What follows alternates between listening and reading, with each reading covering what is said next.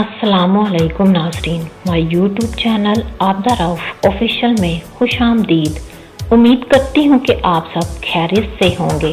हमारी आज की वीडियो बहुत ही अहम और खूबसूरत टॉपिक से रिलेटेड है।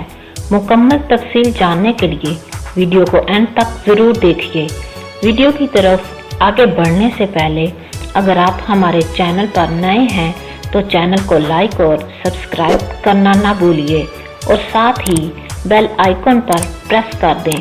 शुक्रिया, ताकि हमारी आने वाली हर नई वीडियो आपको बर वक्त मिलती रहे।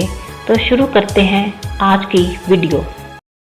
Hadith is in Sahih Bukhari where it says about snaps like the most heavily punished people will be photograph makers. So in this where currently where we stay, it's not possible to avoid photographs completely because you require photographs for everything. So how do we act on this hadith as well as be Sharia compliant? Well, that's the question, that the hadith in Sahih Bukhari that the people who will be punished maximum are the photograph makers.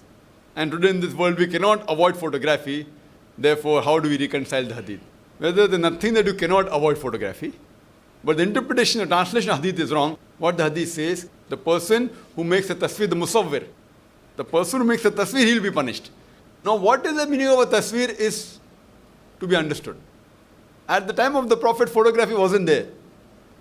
So there's a difference of opinion between the scholars whether the prohibition is on photography or other thing. There's one group of scholars, for example, who say that photography and videography both are haram.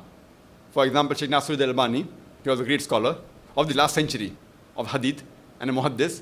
He says that still photography and videography both are haram, according to his understanding. The fatwa of Sheikh bin Baz, he says that still photography is haram and videography is permitted. Sheikh Utaymi, his fatwa is that as long as it doesn't go outside the fold of Islam, within the purview of the Islamic Sharia, still photography and videography both are allowed. Now all these three great scholars, they're great scholars, and they're the authentic scholars, alhamdulillah, and we respect all. But Allah says in the Qur'an, فَاسْأَلُوا أَهْلَ الذِّكْرِ إِن كُنتُمْ لَا تَعْلَمُونَ, in Surah Nahl, chapter 16, verse 43, that ask the person who knows. So these are great scholars of hadith, but photography is a science. And what they say, that since the Prophet said, tasveer is there, and today in Arabic, for photography also the word tasveer is used. But at the time of the Prophet, photography wasn't there.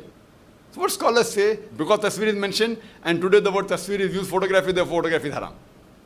See, the language keeps on developing. So we have to first try and identify what was prohibited in Islam. That's more important rather than the word, what it meant that time. So since that time photography wasn't there, you cannot say for sure that the word tasveer means photograph. Though today, in Arabic, the word tasveer is for photograph. So many of the words, for example, utilized at one particular time, it keeps on changing by the passage of time. Those scholars who say that photography is permitted, what they say, that what the Prophet prohibited is the hand painting. I'm not talking about those scholars who have gone way away from Quran Hadith. They say that sculpture is allowed and everything. I'm talking about the authentic scholars. There's a difference of opinion among the authentic scholars. What they say, that what the Prophet prohibited, what is done by hand. And the Hadith says that a person who makes a tasweer, makes a painting, Allah will ask him on the day of judgment that put life into it. But naturally they can't. So making a picture, a painting of these living creatures like animals and human beings is prohibited. What happens in photography is nothing but a reflection which is preserved on paper. Prophet Muhammad sallallahu alaihi wasallam, he never prevented the Sahabas to look in a reflection in the water while combing their hair. He never prohibited them to look in a mirror. So looking in a mirror where reflection is there is not prohibited. In photography, the reflection is preserved. So scholars say that photography per se is not haram. But if you use photography for wrong things, like idol worship is haram. Using photography for obscenity, for pornography is haram. Using photography making a big blow-up of person, like Amitabh Bachchan, Gavaskar putting in a drawing room, that leads to idol worship is haram. So photography per se is not haram, but using photograph for wrong purpose is haram. So there are scholars, like Sheikh bin Baz, who say that still photography is haram and videography is prohibited. Now since we are in the field of media, I'm aware that videography, the shooting, is nothing but still photography moving at a speed of 25 frames per second or 24 frames per second. So when you move a still photograph at the speed of 24, 25 frames per second, it becomes motion.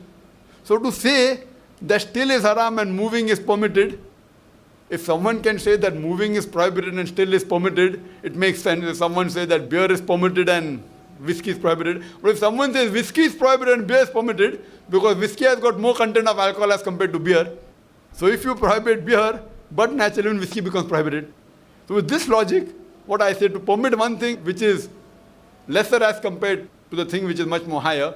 So still photography and videography is a higher version, advanced version of still photography. So therefore what I say, that these were great scholars, but because of their knowledge of science, they may not have referred to a person who is a scientist. I believe more with the fatwa of Sheikh Utaimi, who says that still photography and videography per se is not haram.